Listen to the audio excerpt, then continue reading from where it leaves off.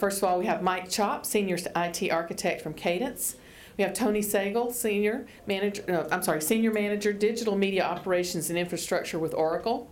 Eric Hards, Manager, Web Media Graphics and Streaming for Lockheed Martin. And Larry Kless, Production Manager, Video Conferencing and Virtual Events with Kaiser Permanente. Help me welcome our panel.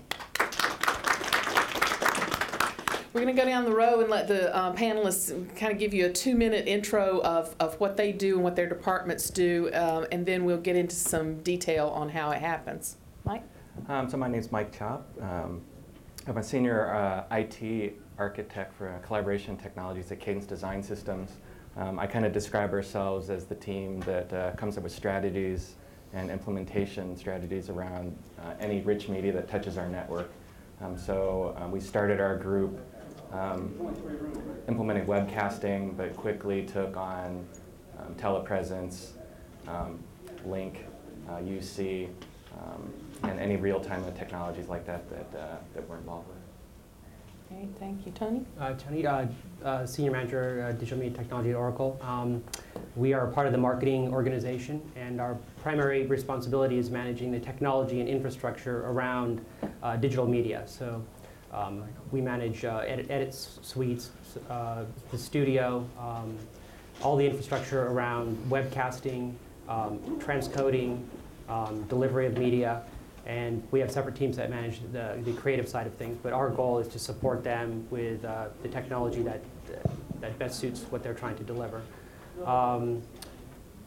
My background is video production, went to film school, and having done that in Silicon Valley, I got into streaming media early on in the last decade. So really followed the trends and technologies that have been used. Some events, I'll just give you a little background of some of the events I've done and what I do today. Was involved in broadcasting Wimbledon live a few years ago, 12 live streams up at the same time, all pay-per-view, DRM, Indy 500.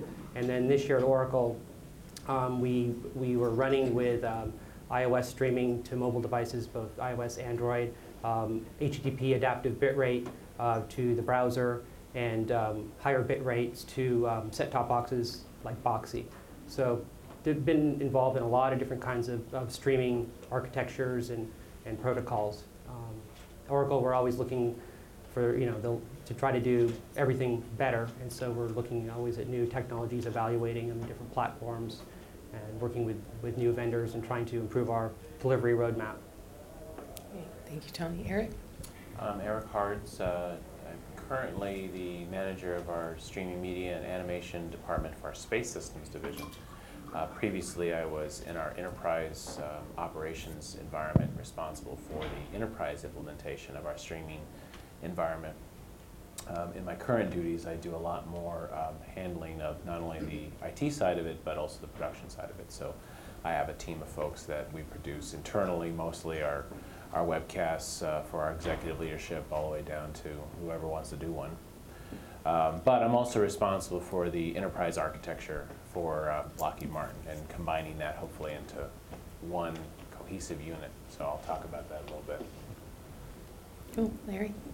I'm Larry Kless with Kaiser Permanente, and if you heard of Kaiser, a healthcare company.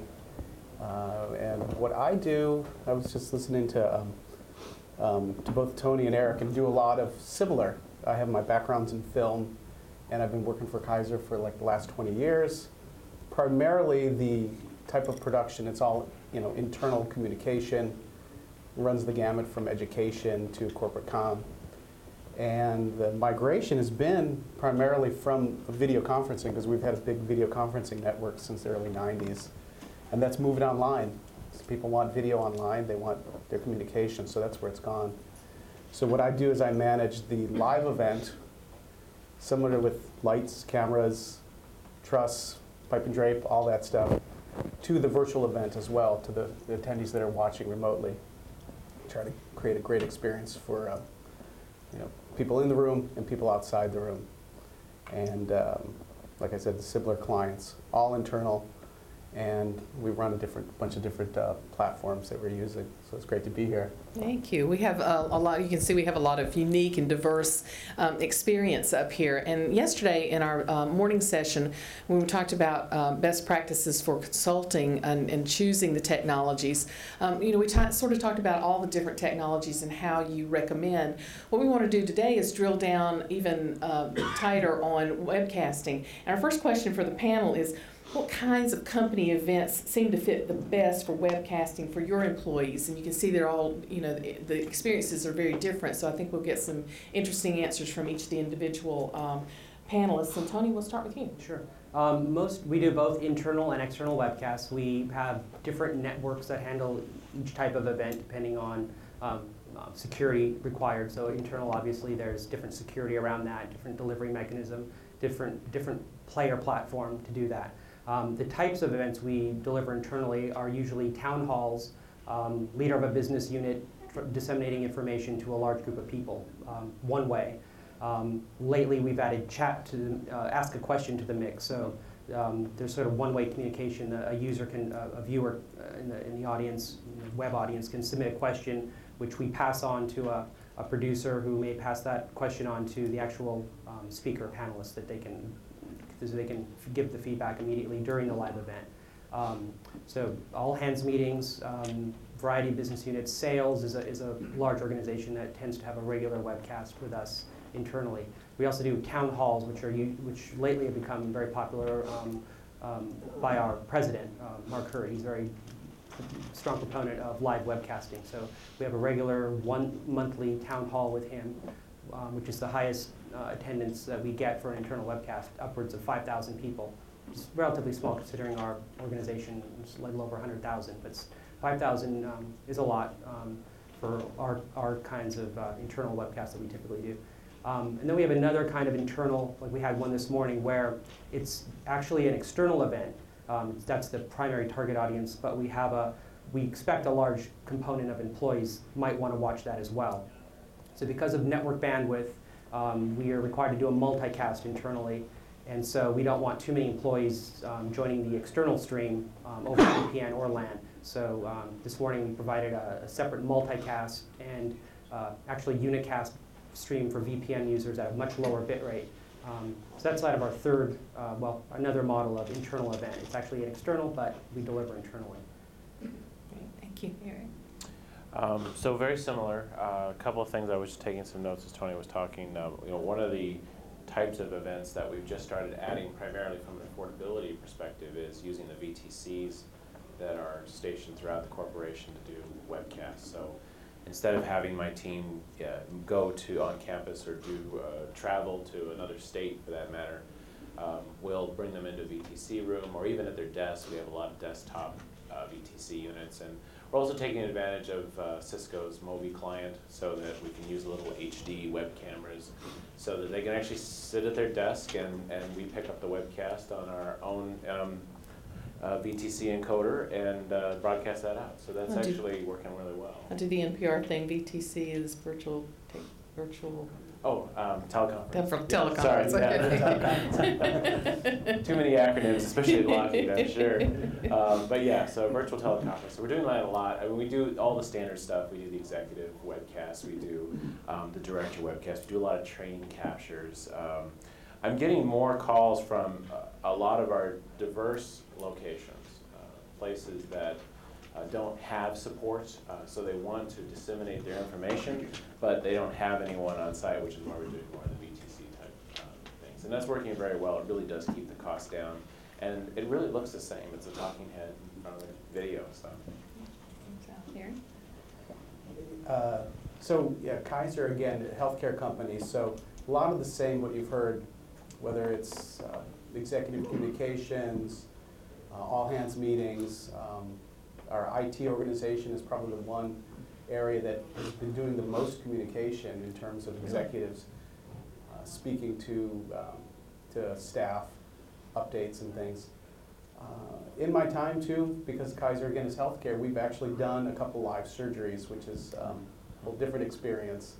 This was quite a while ago, but literally having cameras in the OR, whether it's a knee surgery or a radical prostastectomy, but people were watching and it was two-way. That's now gone and migrated to the web.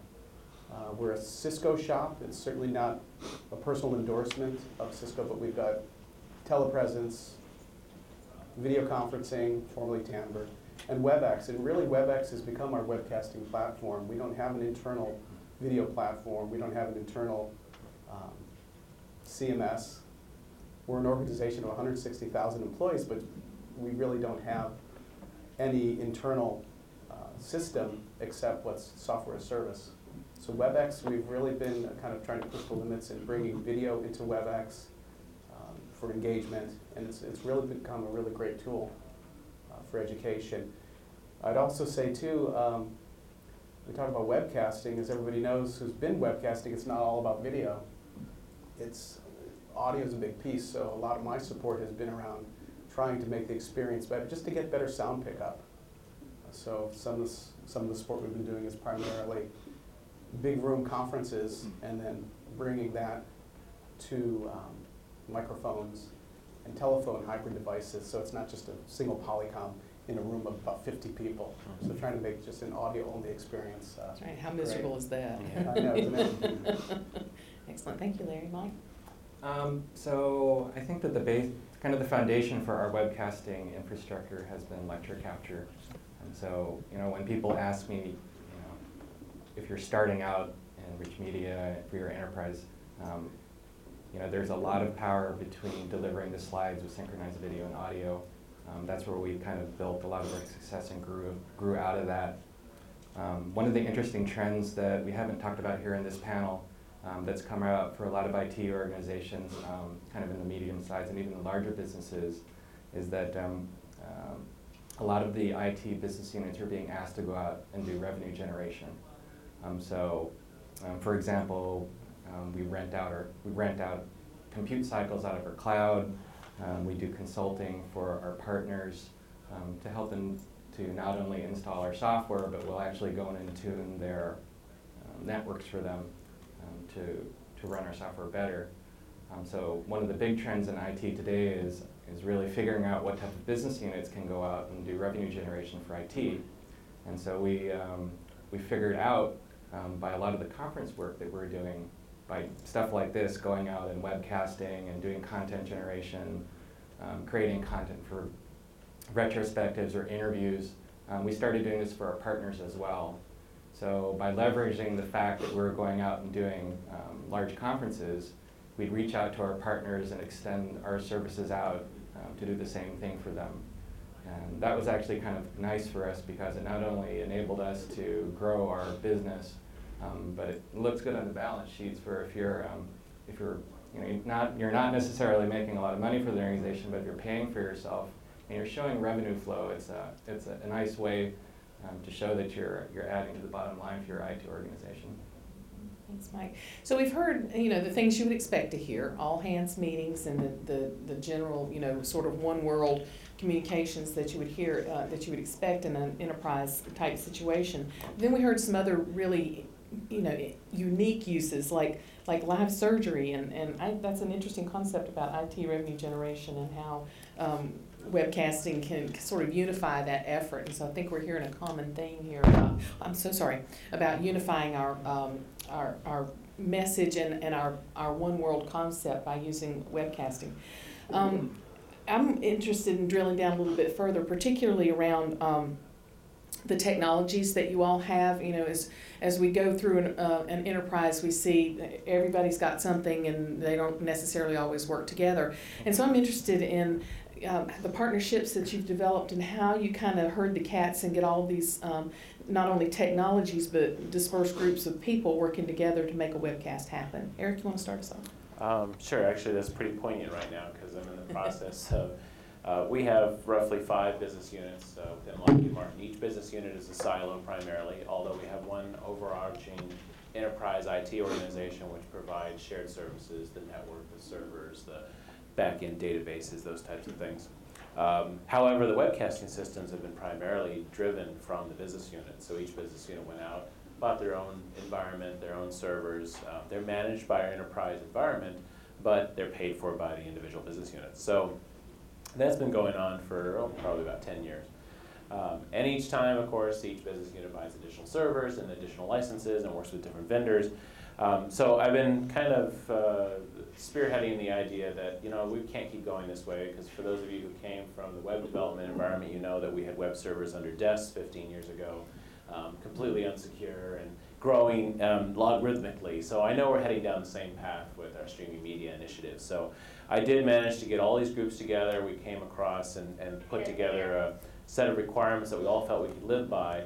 And in this process, we found out that several of the business units were using the same technology, Sonic Foundry's media site. So we're now looking at the possibility of combining those groups into a single organization. But it's been very interesting working with not only the people who are like us, the people doing the production and responsible for the actual events, but each of them having their own IT organizations and be very interested about, well, is it going to be secure? Is it going to be able to not take down the network? And so essentially hand-holding is what I do. I go through and I say, let me tell you about the system. And so it's like evangelism, essentially just saying it's not going to destroy your network. It's going to be secure. It's okay. So I've been doing a lot of that, and it's actually paying off. What's interesting is we're in an environment at Lockheed right now, as you're all aware, with the budget cuts, and we're our biggest customer is the government. So when they cut, we cut. So everyone is now interested in saving money. So I get calls from people saying, hey, we really like this idea. How do we get rid of our servers so we can be on your platform? So I'm getting a lot of that driven now to me, as opposed to having to go and get these folks. So it is kind of exciting internally if we can ultimately develop a system that everyone can use. And a toll gate outside your office door would be really good. Yeah, no kidding. That would be revenue generating, right? Yeah. First So, one for I like that. that. I love it. Larry. Yeah, so we actually have a big, quite a big team. I was just thinking about an event we did last week, which was our IT summit. And at the end of the event, the clients were thanking a group of about 50 people. And that actually wasn't everybody. So just trying to think of all the different groups. We've got, in this case, we've got the communications folks that are doing most of the cat herding, if you will, the content herding, getting all the presentations, getting all the speakers lined up, whether they're internal or external, booking the venue. Just like an event like this, we're at a hotel working with house, AV, video crew. In my role, I'm that producer. So I'm working and I bring in in-house staff, basically to staff the event, from video direction to cameras to the full multicam switched live event. And it just really runs the gamut, whether it's the webcasting team, AV, IT, communications. And then for the webcast component, like we would have webcast project managers as well as just a webcast team. So in our, behind the curtain, our video village, people always say, wow, there's so many monitors, there's so much equipment back there. And it really does take a big village to do events like that. We're doing a live webcast, but we're also doing a live recording as well. So in terms of, say, tips and tricks and best practices, we're always looking at redundancy, and we're also doing a high-quality recording that could be used afterwards. So we're doing the low-bandwidth webcasting, somewhere in the tune of like 300K. Sometimes our video stream is even about 150. Still looks good as Windows Media. But we're still doing a really high-quality recording, digital recording that will then go to the customer's website or on a DVD still, or other other formats. But yeah, it's and the last thing I'd say is very similar to what Eric said. We have a virtual team, the virtual events delivery team, which is IT, which is AV, which is multimedia, internal, and that is at the point where we're a couple different departments that have banded together, and we're kind of at the point where we could merge into one department. The organization already has seen virtual events is the term they've been using, and this time next year we might have the virtual events department. Wow. Interesting. Mike. Yeah, so I kind of echo the same thing we're kind of saying is redundancy is always a good thing. So we do the same thing where we're webcasting. We're always doing an HD recording of the event as well. We probably spent the last year making converting our infrastructure to handle HD, at least on the recording side, so that we can have high quality archives. I think in terms of what we're trying to build today, I know our team is really taking in lots of different pieces of collaboration. So we have a webcasting piece, which is our lecture capture. We're tying that into our unified communication system, which is OCS and Link today. We have online meetings, which is WebEx, Live Meeting, and Adobe Connect Pro. And we also are tying in telepresence for people who are doing rooms. And so a lot of the challenge that I'm kind of having today is really figuring out how all those pieces connect, because that's kind of the strategy that we've been trying to build. It's like any time that you have any rich media touching the network, it either needs to talk to each other or it needs to play nice with your network. I think the things that we're adding that are going to become important in the next the next 12 months is going to be where to put user-generated content. So a lot of our engineers or a lot of the people that need to communicate like to do things like Camtasia. So screencasting is very important in our organization. Having a good central place to put all that content, have it available to everyone is a big challenge for us. The other thing that it's kind of the dark horse in terms of what we're trying to plan for, we don't know what's going to happen yet, is what the social play is going to be. We know that it's going to be a system that's like UC, that's going to be over-encompassing, and it's going to have lots of ingress points of content going into the system. But it's not clear on what that system is going to be yet. Same thing with mobile. We're preparing, and we're seeing from our vendors getting ready to do the delivery to mobile devices, understanding on what to do with mobile devices that are owned by the company or not owned by the company. Bring your own computer type programs are issues that we're kind of dealing with and trying to figure out, if we decide to send live streams or distribute content to mobile devices, how is that going to play out and how is that going to work? Thank you, Mike. Tony? Yeah, so pulling off a webcast requires a lot of partners and collaborators. Our job in the digital media team is just kind of to oversee everything, work with all these variety of teams and groups to make it all happen. So for example, today's webcast out of New York, we had a producer who's very tech savvy, and so he arranged for the fiber, the satellite feed and fiber downlink to get it into our studio at headquarters.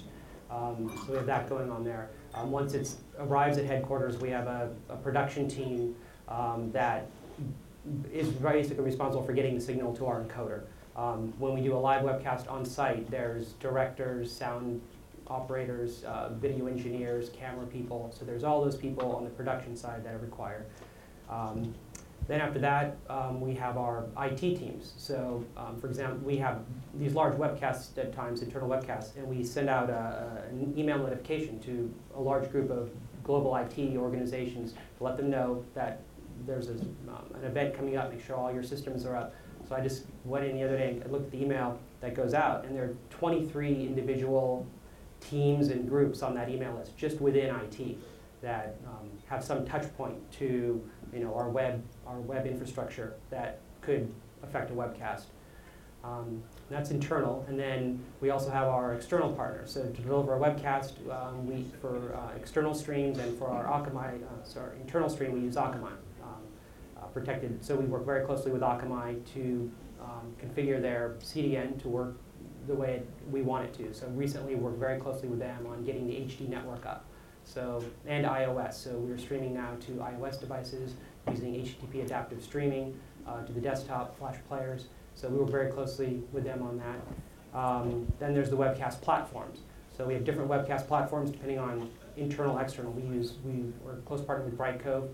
We use them not only for live delivery for external events, but we also have an Oracle Media Network, sort of an external video channel. So it's powered by Oracle Brightcove players, and we use their platform to make that all happen. We have some custom coding in the back that has kind of made that unique for us. And then there's Adobe, our internal media server, Flash media server. We are one of the first enterprise companies to do Flash multicast. So we work very closely with Adobe on doing a lot of proof of concepts, tests to make that happen. Then there's other small collaborators, partners that plug into the mix. Vendors for subtitling, translation during Open World this year. In addition to all the various streams we had running and multiple bit rates we had running, we did live translation and transcription on our keynotes. So Subply was a company that we used to plug into our Brightcode players to make that happen. There's metrics, Site Catalyst, an Adobe product we use to do some metrics tracking. Anyway, there's a lot of players in the mix to get it from one end to the other, and then we kind of, our DMT team kind of oversees everything and make sure all the pieces are in place to make it a successful event. Thank you, Tony. I think the big thing that we heard here is this specific role clarity. There's so many players and so many systems and all of that. I think it's a repeated theme that you've heard everyone say, that everybody's very clear on their role and their part in that, whether it's unified in the communications or redundancy or any of those things, that role is very clear.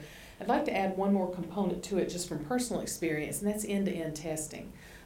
Once the technology folks have set everything up, it really pays you a lot to just turn your business unit loose, the people that are actually using it, and let them do a complete end-to-end test. But just with, it can be, you can just plug in a vBrick and, send some content. It doesn't have to be an actual event. But what you want to do is test end-to-end to see if there's anything that was overlooked or we've actually found a situation once by end-to-end testing that a particular area hadn't been touched and it affected a whole bunch of other things, and so it was really a good thing to turn the business unit loose and go, here, practice, and you never know what you'll find, and that's always a good practice as well.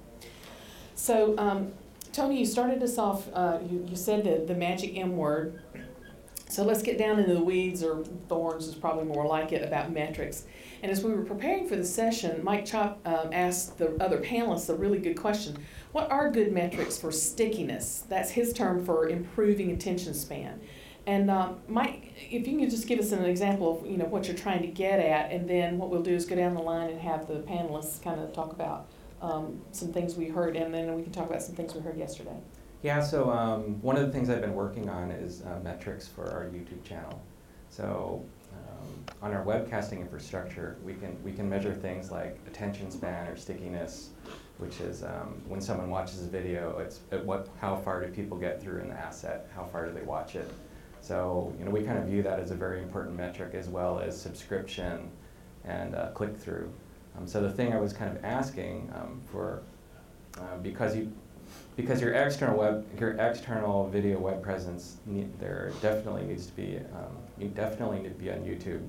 Even if you're doing something on an OVP like Brightcove or Yala or something like that, we actually mirror all the content in YouTube. So all of our public content, no matter how we distribute it, whether or not it's through cadence.com, or whether or not that's on our iTunes channel, or whether or not that goes on partner sites, all that content mirrors on YouTube. The issue that we've had on YouTube is the metrics are a little bit sparse. So you can measure click-through and you can measure subscription, but you get a very holistic view of your of stickiness. So you basically can only know whether or not you're doing above average or below the average of self-referential people in your category. So we put ourselves in technology and news, so you'll know whether or not your ad set does better or worse than that average. So the question that had come up to the panel is, well, how else are you guys doing that metric? Yeah, that metric would be, besides stickiness, engagement would be another word that would apply, or take away. How much did they retain? Tony, you want to start? Yeah. So we measure primarily 3 distinct streams when we do an event. We have our internal multicast. We measure that. I'll get into what we measure in a second. We have to measure our VPN stream, how many people are viewing that, and then we have an external stream sometimes when we have an external event. So each, we use sometimes different tools to view each. So right now we pretty much have been going with unique views. It doesn't tell you a whole lot. It has really nothing to do with stickiness, because you don't know if somebody came for a minute and got bored and left, or if they stayed the whole time. Then there's also peak concurrent. So we're always back and forth, which is more important. So it's always easy to see peak concurrent, during the event. So while we're running an event, we get pinged quite often by producers. They want to know how many people are watching. So it's always easy to give them, immediately peak concurrent. But then later, post-event, you may find that unique was much higher because even though you may have 1,000 peak concurrent, we find at the end there were actually 1,200 people because we find out later that some came and went and they weren't really a part of the peak concurrent at that time. So that's one of the main metrics we use for all our streams. So internal multicast, we have to rely on it's an internal server, it's not hosted, we don't do our internal multicast with an external CDN. So we rely on our media platform analytics tool to tell us that. And then with VPN, since it's a stream running through Akamai, we can actually go to Akamai to get that number. And we also get it reported through media platforms since that stream runs through that player as well. So sometimes we do some math to subtract the two to figure out which is more accurate. And then for external, it's exclusively Brightcove metrics since it's running through Akamai. We also, from media platform, can get how many people are coming from specific countries, which is usually not asked by our producers, but that there's actually a map of the globe, and it will tell you by country how many people are watching in each location. That's based on the IP address that they're using. And then and also in media platform, I noticed recently there's a metric for how long people watched, and that's something that I think we should, our group will start to pay more attention to, and need to talk with the vendor more about how accurate that is, and if it's fully developed. You never know. You never know how accurate it is until you really get some metrics and do some testing around it. But that's a metric that we really aren't using yet that I'd like to explore more. Is it there's actually tells you how long people are viewing. So a couple of things. We're not really doing anything much more as far as tracking, but from a tips and trips perspective, I track a lot of other things personally that the systems aren't giving me. Like for instance, how many events, what they cost, how many people were involved in those events, what was the message, so that at the end of the day, when I need support to get a new system, to look at how robust the network is, or how do we do network upgrades, I'm able to go to our executive leadership and say, here's the logarithmic curve that we're seeing over the last 12 months. That I can show them, we started with 10 events this time last year, we're now at 50 events this time last year. So by showing that, it allows me to usually win my case much easier.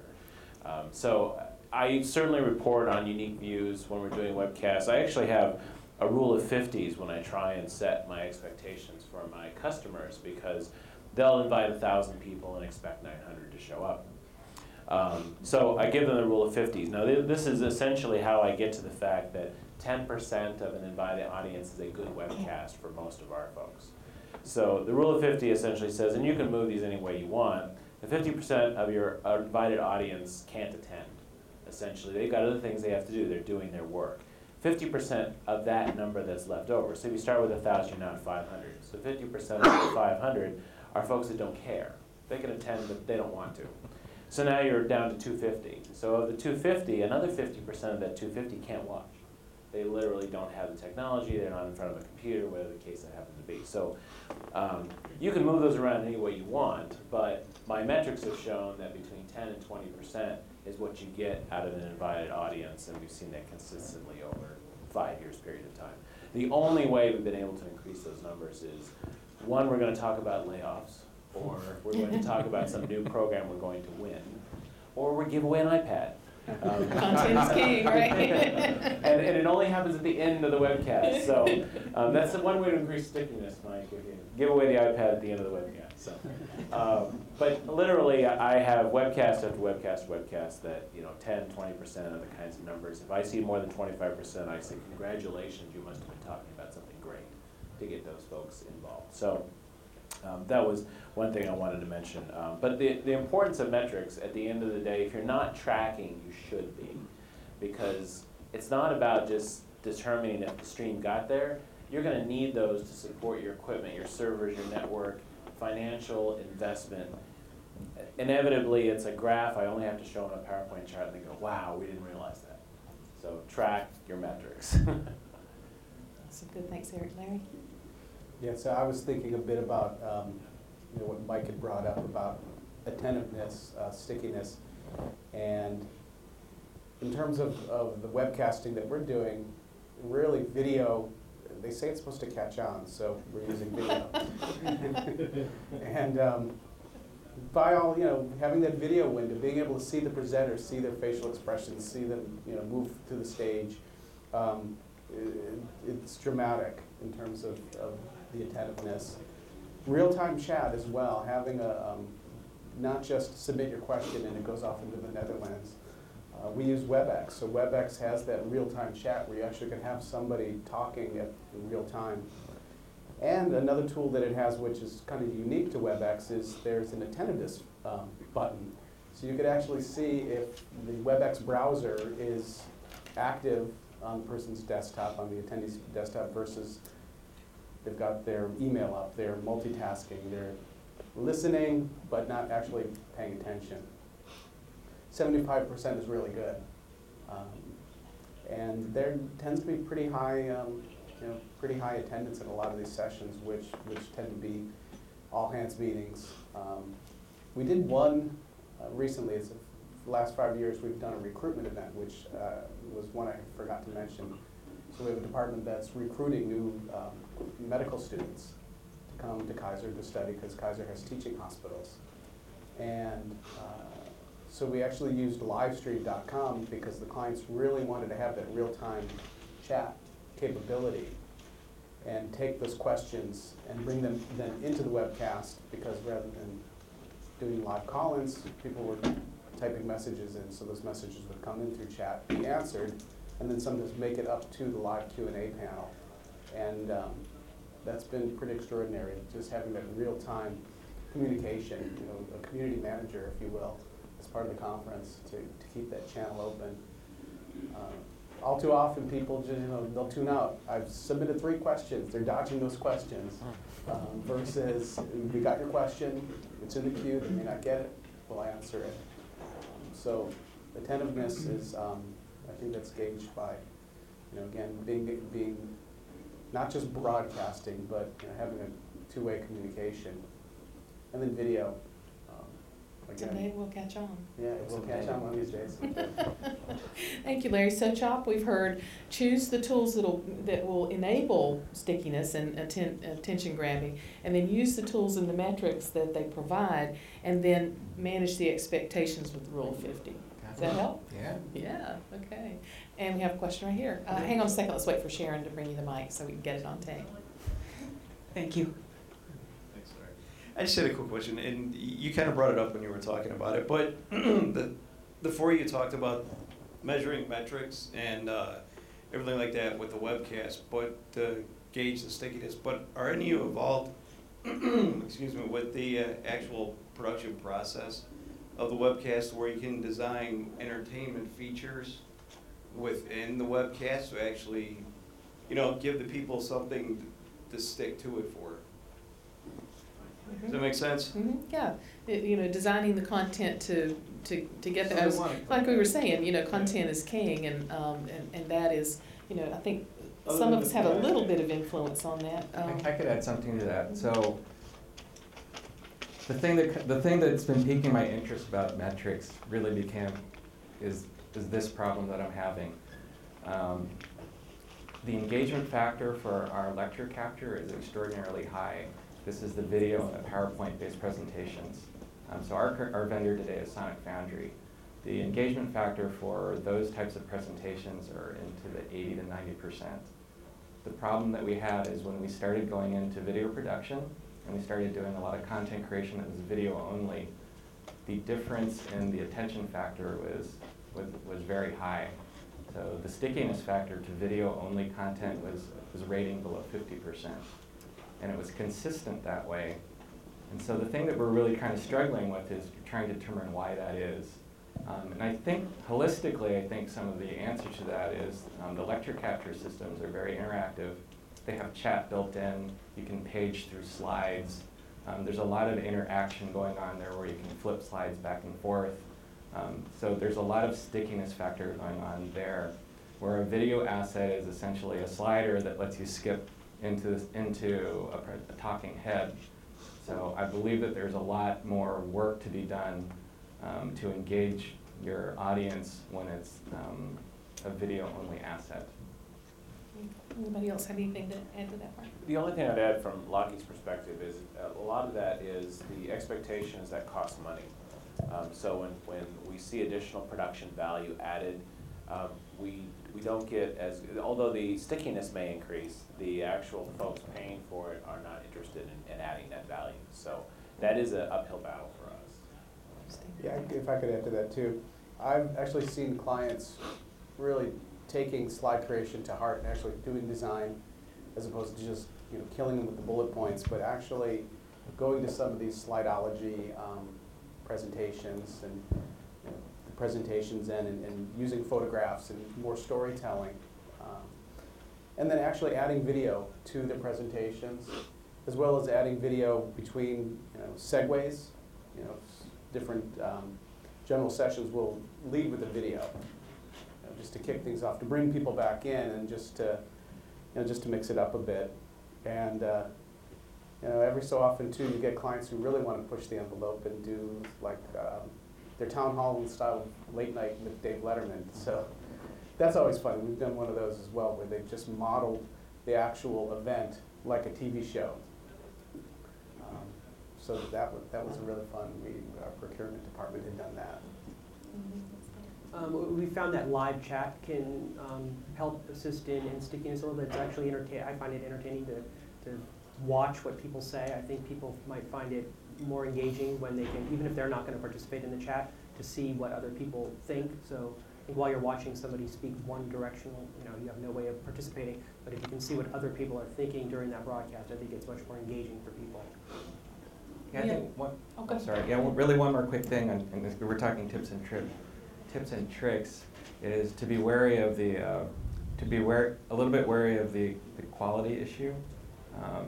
Just because you're doing something in HD or you're going all the way in a full production environment doesn't necessarily guarantee that you're going to increase your engagement on it. Many times it can be the opposite.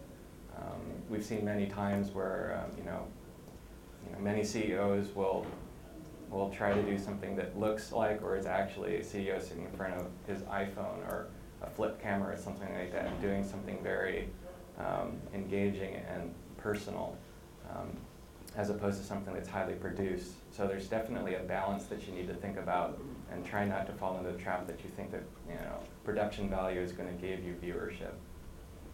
Great. We've got about 2 minutes left, and we'll take a few more questions. Okay, David Boyle with Oracle. So if you had 30 seconds with the head of your respective organizations, and they ask you, what's your biggest challenge in delivering video and audio content to your organizations internally, what would that challenge be in 30 seconds or less? Good. Go ahead, John. We'll just go right down the line. That's going to be, it's definitely the network, and it's definitely working with your IT organization to figure out how to deliver that signal, in our case, around the world. Dave probably already knows the answer to this, but delivering internally over VPN, we have some challenges there. We've been doing it the same way for a decade, and we're working with our IT team to seriously take a look at other ways of delivering. We're restricted to an extremely low bit rate, 150 kilobits per second for audio and video. Wow. And people have to go through, connect to VPN. Now they're connecting through proxy servers, so there's just a lot of bottlenecks along the way. So we run into a lot of choke points and get a lot of, during a live webcast, majority of our feedback when we have a help technical difficulties link that they can help respond to us and let us know what's going on. It's almost always VPN, so we're working through that right now, coming up with different solutions. Bottlenecks is our problem too. Yeah, I would agree with Mike. We have this living, breathing, nasty animal called the network. What I would actually say is, we have a very robust network, and we have some phenomenal people working at Lockheed Martin. And when it works really well. The problem is they change it. And if I could tell him, how do we keep from changing it, then that's what would fix a huge amount of problems for us. Yeah, network, it's got to be it. And it's the business model too. Kaiser Permanente is a healthcare organization, so the top priority is medical information, and that takes precedent over a live webcast. Having the pharmacy be able to pull up your record, or a doctor be able to see your patient records electronically, sharing the same network. That's it's got to be the biggest. And then also too, having a single entity to handle the webcasting. We don't have multicast, so we don't have a video platform to build on. So actually having a department, to take care of it all. That's tough. One-stop shop. That's tough. We have time for one more right here. So you guys have all talked a lot about the internal use case. You mentioned a little bit about the external use case.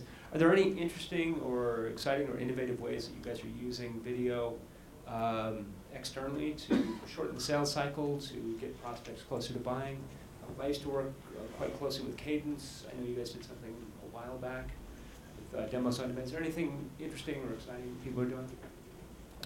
With Brightcove externally, we have the ability to put a Brightcove player on a Facebook page, so we've done that in the past. The nice thing about that is the same stream. We don't have to do anything different. They just basically embed that on Facebook. So we have, using that platform, we have a variety of ways to get it out beyond just our Oracle.com landing page. So it's not like my decision to where it's published, but the business units who are doing the webcast have a lot of choices, in where they might want to publish a player. And then the Brightcove player itself has functionality to share, email the link, just have the end user, the viewer, distribute the link themselves amongst whoever they want to share it with. Anybody else? Yeah, I would say that it's Facebook. The same way that we needed to embrace YouTube, we're doing the same thing for figuring out how to take advantage of the Facebook platform. Help me thank, in addition to thanking our panel, help me thank our production crew. They've been great for my 3 sessions, and I want to thank them very much. Thank you.